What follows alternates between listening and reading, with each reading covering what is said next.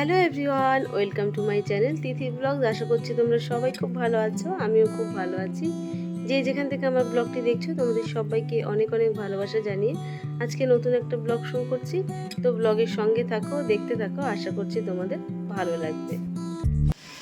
কাজবাজ সেরে রেডি হয়ে গেছি আর কীর্তন যাচ্ছি, যেহেতু শাড়ি তো পরতেই হবে। আর বাইরে যা রোদ্দুর, তা তো দেখে ভয় লাগছে, এত রোদ্দুরে যাব। খুব বেশি দূর না, তো যেতে তো হবেই। তো পাশের গলিতেই, তো সঙ্গে থাকো, দেখতে থাকো। আর মিঠাই কোথায় তোমাদের দেখাচ্ছি, দাঁড়াও। মিঠাইয়ের একদম এই খাটের তলায়, ওর এইখানটা খুব ভালো ঘুমায়, আরাম করে ঘুমাচ্ছে। আর খাটের তলাটা ঠান্ডা থাকে, যেহেতু রাত্রেবেলা এসি চলে। ও কিছুই জানে না এখন, আর যেহেতু সকালবেলা স্নান করিয়েছি তার জন্য আরও বেশি নিশ্চিন্তে ঘুমাচ্ছে, শরীরটা ঠান্ডাও হয়ে গেছে। তো চলো বন্ধুরা, ওই যে মেয়েও রেডি হয়ে গেছে।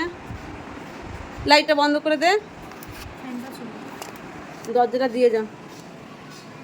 বিশাল রোদ্দুর উঠেছে বন্ধুরা। কীর্তনের আওয়াজ তোমরা পাচ্ছ, আমার বাড়ি পর্যন্ত আসছে, বেশি দূর না মাসি শাশুড়ির বাড়ি। তো আজকাল গেটে তালা দিয়ে রাখি, তার কারণ ফেরিওয়ালাগুলো না ভীষণ অসভ্য, একদম গেটের ভিতরে ঢুকে যাচ্ছে। ঘরের মধ্যে সবাই দরজা বন্ধ করে এখন থাকছি, যেহেতু এসি চলছে, তার জন্য কিছু শুনতে পাই না। এই দেখো, কুমড়োটা তোমাদের বলতেই ভুলে গেছি, কর্তামশাই অনেক বড় একটা কুমড়ো এনেছে, 16 কেজি ওজন। তো এটা তো আর আমরা একা খেতে পারবো না, সবাইকে দিয়ে থুয়ে খাবো। তো এই ভিডিওটা পরের নেক্সট ভিডিওতে আমি শেয়ার করব। আমি শ্যুট করে রেখেছি। সত্যি কথা বলতে আজ কিছুদিন ধরে ভিডিওতে একদম ভিউ হচ্ছে না বলে ভিডিও কিন্তু আমি আপলোড করতে পারছি না।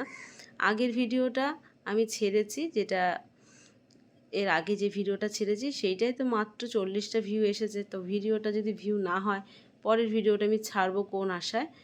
তো যাই হোক, অনেক কথা বলে ফেললাম। তো দেখো কত রোদ্দুর, মাসি শাশুড়ির বাড়ি যাচ্ছি, রাস্তায় মানে এত রোদ্দুর বলার মতন না।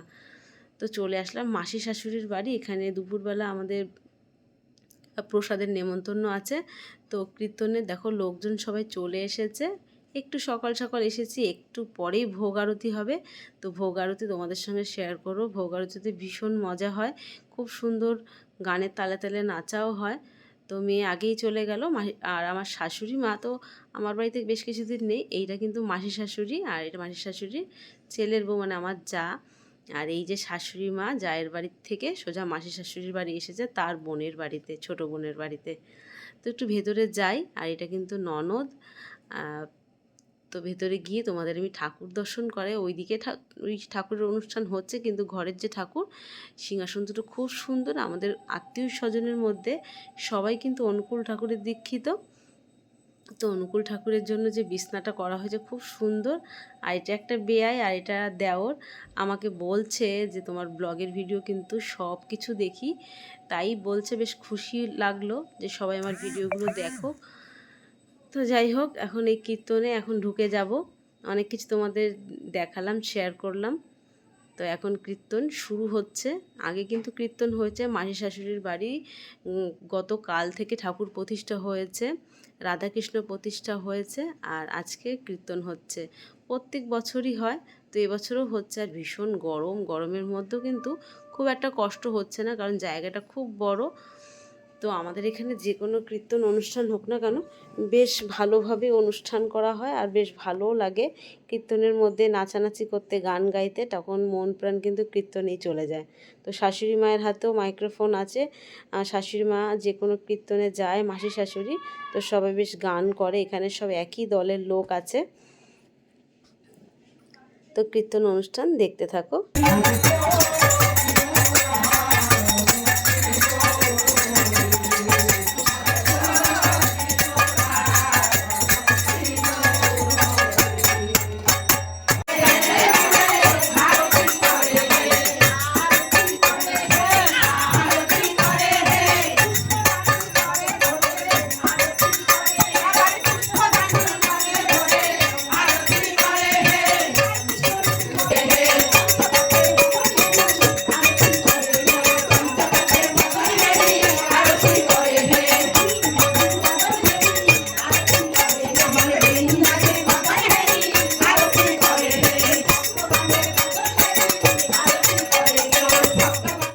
কীর্তন অনুষ্ঠানটা খুব একটা জমছিল না। যখনই বান্ধবীরা আসলো এসে সবাই নাচানাচি শুরু করলো, কীর্তন যেন একদম জমে উঠেছে।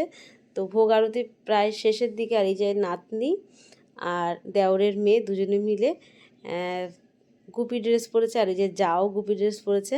তো এগুলো বৃন্দাবনের ড্রেস বা মায়াপুরে এই সমস্ত ড্রেস ভীষণ পাওয়া যায়। তো এইগুলো কিন্তু কীর্তনে পরলে বেশ ভালোই লাগে দেখতে। তো আমার অবশ্য কেনা হয়নি, আমি একবারই মায়াপুর গেছিলাম, তো তখন আমার কেনা হয়নি। তো বাতাসা লুট দিয়েছে, দুটো বাতাসাও পেয়েছি প্রসাদ। তো ভোগ আরতি সম্পন্ন হয়েছে। তো তোমাদের ঠাকুর দর্শন করিয়ে নিই। দেখো এখানে কিন্তু রাধাকৃষ্ণ গৌর নিতাই সব কিছুই আছে। আর যেই ঠাকুরটা প্রতিষ্ঠা হয়েছে সেই ঠাকুরটা না ওই যে ঘটের সামনেই রয়েছে, দেখা যাচ্ছে ছোট্ট মতন বলে খুব পরিষ্কার দেখা যাচ্ছে না। তো এখন ভোগের সময়, মানে আমরা এখন অন্ন সেবা করব। তো কি কি রান্না হয়েছে তো দেখাই। এখানে অন্ন আছে, আর উচ্ছে দিয়ে লাউ দিয়ে যে ডালটা হয় বৈষ্ণবীদের রান্না, খুব ভালো লাগে এই ডালটা খেতে গরমের দিনে। আর ফল প্রসাদ তো আছেই, সেটা সবার পাতে দিয়ে দেবে। আর করেছে ইঁচড় আলুর তরকারি, অনেক কিছুই করেছে কিন্তু এখানে সব কিছু দেখাতে পারছি না ঠিকভাবে। পটল ভাজা, কচু শাক তো করেছে, সাথে গন্ধরাজ লেবু আছে, চাটনি আছে, কাঁচা আমের চাটনি, পায়েস, পাঁপড় ভাজা, আবার একটা করে রসগোল্লা। তো সবাই এখন খেতে বসে পড়েছে। আর অনেকটা লম্বা জায়গা বলে না, ওই ভেতর থেকে একদম এই মাথা পর্যন্ত। তো সবাই খেতে বসে পড়েছে, আমিও খেতে বসে পড়েছি, কারণ বেলাও হয়ে গেছে, এখন বাজে প্রায় 3:30। তো খাওয়া দাওয়া আমার হয়ে গেছে, কিন্তু আমার বান্ধবীরা এখনও খায়নি। তো ওরা সবাই পরে ঢুকলো। তো দেখো এতগুলো বান্ধবী, পুরো জায়গাটা ভরে গেছে। তাই আমার যা বলছে তুই আসিসনি, আর আমার যে দেওরের বউ ও দেয়া থোয়া করছে, এখনও কয়েকজন বাকি আছে। যে কয়েকজন বাকি আছে তারা যদি একসাথে বসতো তাহলে কিন্তু জায়গা আরও লাগতো। তো ভীষণই মজায় ছিলাম, সবাই এক জায়গায় থাকলে একটা আলাদা আনন্দ। তো আজকের ভিডিও তোমাদের কেমন লাগলো? যদি ভালো লেগে থাকে অবশ্যই একটা লাইক করো। থ্যাংক ইউ ফর ওয়াচিং, ভালো থেকো সবাই।